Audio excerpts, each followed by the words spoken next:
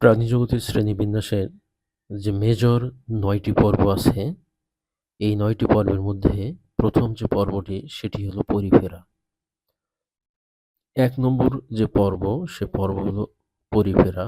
Porifera শব্দটির spelling হচ্ছে PORI Porifera FERA Porifera Porifera PORI ফেরা। এই পরিফেরা নামের উৎপত্তি কিভাবে হয়েছে বা পরিফেরা নামটি কিভাবে এসেছে সেটি আমরা এখন দেখব। তার মধ্যে প্রথমে এখানে লেখা আছে যে নামের উৎপত্তি। এখানে দেখতে পাচ্ছি আমরা যে দুইটা ল্যাটিন শব্দ, একটা হলো পোরাস, একটা হলো কি পোরাস এবং আর একটা হলো ফেরি।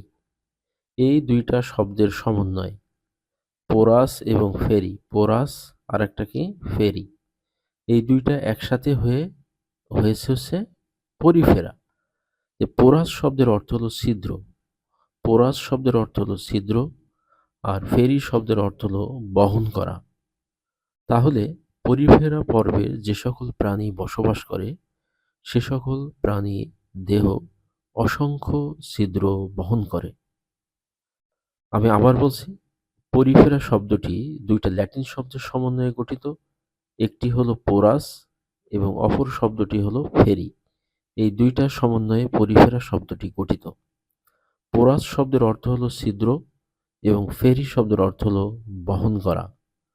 অর্থাৎ পরিফেরা পর্বে যে সকল প্রাণী বসবাস করে তাদের দেহে অসংখ্য ছিদ্র থাকে।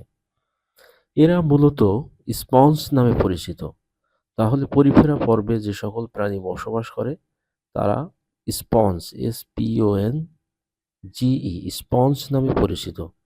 পরিফেরা পর্বের প্রাণীরা কি নামে পরিচিত? স্পঞ্জ নামে পরিচিত। পরিফেরা পর্বের নামকরণ করেছেন একজন বিজ্ঞানী, তার নাম রবার্ট গ্রান্ট।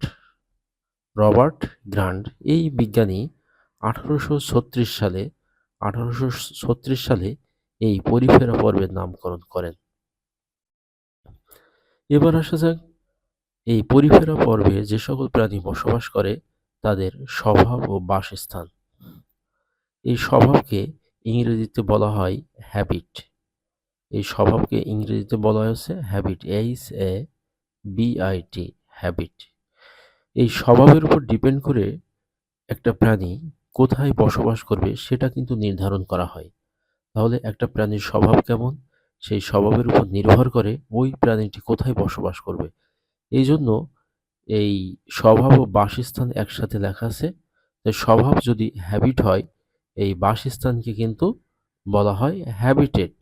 মানে একজন মানুষ বা একটা অ্যানিম্যাল কোথায় বসবাস করবে সেই বাসস্থানটাকে বলা হয় হ্যাবিটেট। ঠিক আছে, হ্যাবিট থেকে হ্যাবিটেট, স্বভাব ও বাসস্থান।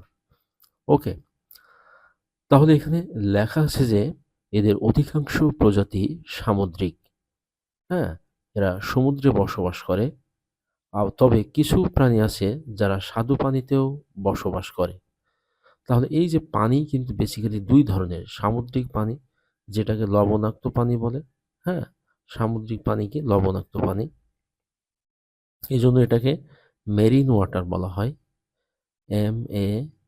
MARIN marine water. অথবা এই মেরিন ওয়াটারের পরিবর্তে তোমরা বলতে পারো যে সল্ট ওয়াটার বা সল্টি, সল্ট ওয়াটার লবণাক্ত পানি, হ্যাঁ, সামুদ্রিক। আর স্বাদু পানি যেটা, এই স্বাদু পানির আরও একটা নাম আছে, সেটা হলো মিঠা পানি, যেটা নদী নালা খাল বিল লেকে পাওয়া যায়। স্বাদু পানির আর এক নাম হলো মিঠা পানি। স্বাদু পানির আর এক নাম কি? মিঠা পানি। এটাকে আমরা বলি হচ্ছে ফ্রেশ ওয়াটার। হ্যাঁ, আমাদের নদী নালা খাল বিলে লেকে যে পানি পাওয়া যায় সেটা হলো ফ্রেশ ওয়াটার। Fresh water. তাহলে দুই রকম পানি, একটা সামুদ্রিক পানি যেটাকে আমরা মেরিন ওয়াটার বা সল্ট ওয়াটার বলে থাকি, আর একটা হলো মিঠা পানি যেটাকে আমরা ফ্রেশ ওয়াটার বলে থাকি। তা এখন বলা হচ্ছে যে এই পরিফেরা পর্বে যে সকল প্রাণী আছে তাদের বেশিরভাগ, হ্যাঁ, ম্যাক্সিমাম হচ্ছে প্রজাতি কোথায় বসবাস করে? সমুদ্রে। তবে কিছু প্রাণী আছে যারা আ স্বাদু পানিতে বা মিঠা পানিতেও বসবাস করে। আর এরা কিভাবে থাকে? এরা কি একা, একা থাকে? এরা না, একা, একা থাকে না। এরা দলবদ্ধ হয়ে বসবাস করে। এরা কলোনি গঠন করে বসবাস করে। হুম? দলবদ্ধ হয়ে বা কলোনি গঠন করে বসবাস করে। কলোনি গঠন করে বসবাস করে। একা, একা থাকে না এরা। হ্যাঁ? দলবদ্ধভাবে বসবাস করে। ওকে? তাহলে এটাই ছিল অ্যা আ আমাদের পরিফেরা পর্বের প্রাণীদের স্বভাব ও বাসস্থান, তারা কোথায় বসবাস করে, তারা কিভাবে থাকে, আবার পরিফেরা পর্বের নামটি কিভাবে এসেছে, কোন বিজ্ঞানী এই পর্বের নামকরণ পরিফেরা করেছেন, এগুলো আমরা শিখলাম এখান থেকে। এবার আমরা শিখব যে পরিফেরা পর্বের প্রাণীদের যে সাধারণ যে বৈশিষ্ট্য আছে, জেনারেল যে ক্যারেক্টারিস্টিক আছে সেইগুলো আমরা দেখব। পরিফেরা পর্বের প্রাণীদের সাধারণ বৈশিষ্ট্য বা জেনারেল ক্যারেক্টারিস্টিক গুলো আমরা একটু দেখব। হ্যাঁ? তা ১ম যে বৈশিষ্ট্যটা আ আমরা দেখব সেটি হলো ১ নাম্বার বৈশিষ্ট্য। এখানে বলা আছে যে এরা সরলতম বহুকোষী প্রাণী। এরা কি প্রাণী? এরা সরলতম বহুকোষী প্রাণী। বহুকোষী প্রাণী মানে কি? যে সকল প্রাণীর দেহে একের অধিক কোষ থাকে, সে সকল প্রাণীকে বহুকোষী প্রাণী বলা হয়। ওকে? তা সরলতম বলতে বোঝাচ্ছে যেমন মানুষের ক্ষেত্রে একটা জটিল ও কঠিন একটা সিস্টেম মানুষের দেহে আছে। তাদের দেহে পরিপাকতন্ত্র আছে বা পৌষ্টিকতন্ত্র আছে, রক্ত সংবহনতন্ত্র আছে, শ্বসনতন্ত্র আছে, রেচনতন্ত্র আছে, তারপরে প্রজননতন্ত্র আছে। এই যে জটিল একটা বিষয়, এই ধরনের কোনো সিস্টেম বা তন্ত্র এই সকল এই পরিফেরা পর্বের প্রাণীদের যে সকল অ্যানিমেল আছে তাদের থাকে না। এইজন্য বলা হচ্ছে এরা সরলতম বহুকোষী প্রাণী। তবে এদের শরীরে কোনো সুনির্দিষ্ট স্পেসিফিক কোনো কলা বা টিস্যু নেই, হ্যাঁ? আমরা জানি যে টিস্যু, এই টিস্যুর আরেক নাম হলো কলা। ঠিক আছে? টিস্যুর বাংলা নাম হলো বা টিস্যুকে বাংলায় কলা বলে। ওকে? তাহলে এরা সরলতম বহুকোষী প্রাণী ১ নম্বর কথা। ২ নম্বর কথা হলো এরা সরলতম হওয়ার অন্যতম কারণ হচ্ছে এদের দেহে কোনো সুনির্দিষ্ট টিস্যু বা কলা নেই। এখন আমরা ২ নম্বর যে পয়েন্টটা আছে সেটা দেখি। বলা হচ্ছে এদের দেহে অসংখ্য ছিদ্র থাকে। আমরা নাম থেকেই আগে দেখছিলাম যে পোরাস শব্দের অর্থ হলো ছিদ্র। তার মানে এই পর্বে যে সকল প্রাণী বসবাস করে তাদের দেহে অসংখ্য ছিদ্র থাকে। এই ছিদ্রগুলোর একটা নাম আছে। এই ছিদ্রগুলোকে কি বলা হয়? অস্টিয়া বলা হয়। ছিদ্রগুলোর নাম হচ্ছে অস্টিয়া। তাহলে পরিফেরা পর্বে যে সকল প্রাণী বসবাস করে তাদের দেহে যে ছিদ্র থাকে সেই ছিদ্রগুলো অস্টিয়া নামে পরিচিত। এই ছিদ্রের মাধ্যমে পানি ওদের দেহে প্রবেশ করে। ঠিক আছে? এই ছিদ্রের মাধ্যমে কি প্রবেশ করে ওদের দেহে? পানি প্রবেশ করে। এই যে পানি প্রবেশ করলো, এই পানির সাথে হুম, কি প্রবেশ করে? অক্সিজেন আর খাবার ওদের দেহে প্রবেশ করে। এই পানির সাথে অক্সিজেন আর খাবার ওদের দেহে প্রবেশ করে। তাহলে আমরা যেমন নাক দিয়ে বা মুখ দিয়ে অক্সিজেন নিই বা মুখ দিয়ে খাবার গ্রহণ করে সেটা একটা জটিল সিস্টেমের মাধ্যমে পরিপাক হয়। এদের দেহে কিন্তু তা না। এদের দেহে যে ছিদ্র থাকে সেই ছিদ্র দিয়ে কি প্রবেশ করে? পানি প্রবেশ করে। ওই যখন পানি ওই ছিদ্র দিয়ে দেহের ভিতরে ঢোকে, ওই পানির সাথে, সাথে এই অক্সিজেনও ঢুকে পড়ে আবার খাবারও ঢুকে পড়ে। এইজন্য এদের দেহে কি কোনো সুনির্দিষ্ট কোনো সিস্টেম নাই। ওকে? এটা একটু শিখবা। তারপরে যে বিষয়টা ৩ নম্বর যে পয়েন্টটা আছে সেখানে বলা হচ্ছে যে এদের দেহে পৃথক কোনো সুগঠিত কলা, পৃথক কোনো সুগঠিত টিস্যু নাই। টিস্যু না থাকলে অঙ্গ থাকবে না।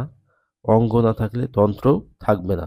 আমরা জানি যে আমরা জানি যে অনেকগুলো কোষ মিলে আমাদের টিস্যু তৈরি হয়। তাইলে আমরা লিখতে পারি যে সেল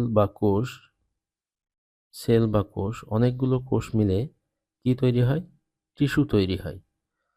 হ্যাঁ? অনেকগুলো কোষ মিলে টিস্যু তৈরি হয়। আবার অনেকগুলো টিস্যু মিলে কি তৈরি হয়? অঙ্গ তৈরি হয়। অঙ্গ বা অর্গান তৈরি হয়। আবার অনেকগুলো অর্গান মিলে তৈরি হয় হচ্ছে তন্ত্র বা সিস্টেম। অনেকগুলো অর্গান মিলে তৈরি হয় হচ্ছে সিস্টেম বা তন্ত্র। ওকে?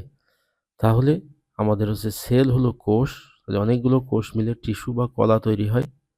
আর অনেকগুলো টিস্যু বা কলা মিলে তৈরি হয় হচ্ছে অর্গান, অঙ্গ এবং অনেকগুলো অঙ্গ মিলে তৈরি হয় হচ্ছে সিস্টেম বা তন্ত্র। ওকে? তাহলে এই ধরনের কোনো সিস্টেম পরিফেরা পর্বে যে সকল প্রাণী বসবাস করে তাদের কিন্তু নেই। হুম? তাদের কিন্তু এই ধরনের কোনো সিস্টেম নাই। এখন পরিফেরা পর্বের যে ২ টা প্রাণীর উদাহরণ দেওয়া আছে, আমরা জানি একটা স্পঞ্জিলা এবং একটা হলো স্কাইফা। তা আমরা আমাদের এই ৯ টা পর্বে যে সকল প্রাণীর উদাহরণ দেওয়া আছে আমাদের বইয়ে, আমরা চেষ্টা করব এই প্রত্যেকটা প্রাণীর সায়েন্টিফিক নেম আমরা শিখে রাখবো। আমি এর আগেও বলছি যে আমাদের বইয়ে যে সকল প্রাণীর নামগুলো দেওয়া আছে ৮ম শ্রেণীর, প্রত্যেকটা প্রাণীর সায়েন্টিফিক নেম আমরা শিখে রাখবো। আমরা একটু দেখি যে আমাদের এই যে স্কাইফা এবং হচ্ছে যে স্পঞ্জলা যে প্রাণী ২ টা আমাদের বইয়ে উদাহরণ দেওয়া আছে একটু দেখি তাদের। আচ্ছা, আমরা দেখতে পাচ্ছি যে স্পঞ্জিলা, স্পঞ্জিলা যে অ্যানিমেলটা আছে সেই অ্যানিমেলটা এখানে। তো স্পঞ্জিলার এই যে সায়েন্টিফিক নেমটা যে স্পঞ্জিলা ল্যাকুস্ট্রেস, স্পঞ্জিলা ল্যাকুস্ট্রেস।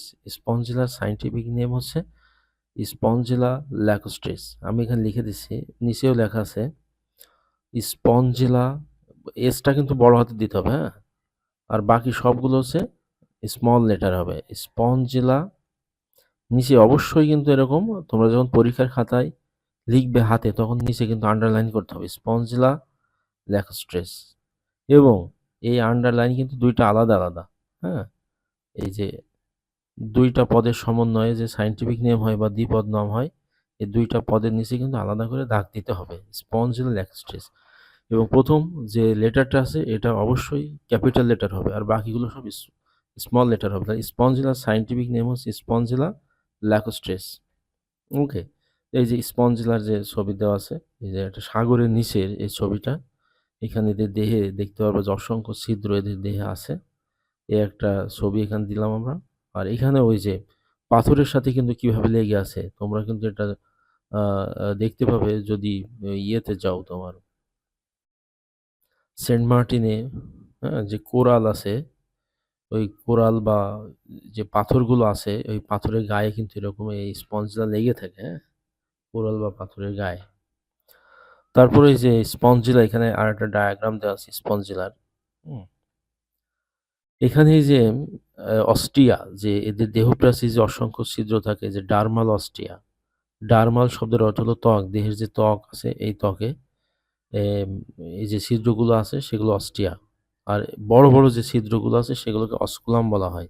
ছোট ছিদ্রগুলো হচ্ছে অস্টিয়া নামে পরিচিত এবং বড় ছিদ্রগুলো হচ্ছে অস্কুলাম নামে পরিচিত। ঠিক আছে? এগুলো একটু খেয়াল রাখতে হবে। আর এই ২ পাশে যে ২ টা ইয়ে আছে টুইক বলা হয়। এগুলো থেকে আবার নতুন আরেকটা স্পঞ্জিলা এর সাথে সে যুক্ত হয়। ওকে? এগুলো ছিল হচ্ছে স্পঞ্জিলা। তারপর দেখবো আমরা হচ্ছে স্কাইফা। এই যে স্কাইফা কিন্তু আরেকটা নামে পরিচিত সেটা হলো সাইকন।